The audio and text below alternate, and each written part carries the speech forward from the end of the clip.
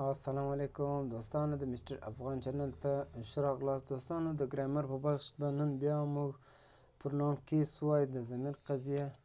دوستانو له موږ سره دی نن ورځ وی یعنې موږ دا چې څو سبجکټیو کیس و د موضوعي قضیه شوه.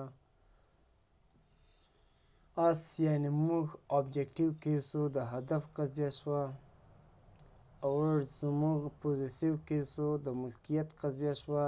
اورز زموږ پوزیسیو کیس د ملکیت قضیه شوه. اورسیلز د ځان ریفلکسیو کیس و د انعکاس قضیه شوه. وی موږ دوستانو په دې باندې ما یو سنټنس هم جوړ کړی، هغه د دې لپاره چې موږ ورباندې پوه شو چې دا جملې یا دا الفاظ یا دا تور یا دا کلمات چیرې استعمالیږي. we should go there موږ باید هلته لاړ شو. اس موږ یا زموږ سره دا چې څو دوستانو ابجکټیو کیس ده، د هدف قضیه ده. he must teach us هغه باید موږ ته درس راکړي. he must teach us هغه باید موږ ته درس راکړي. power is with us ځواک زموږ سره دی. power is with us ځواک زموږ سره دی. طاقت زموږ سره دی.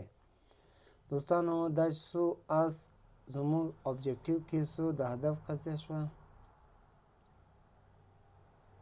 اورز زموږ پوزیسیو کیسو د ملکیت قضیه شوه. this room is ours دا کوټه زموږ دی.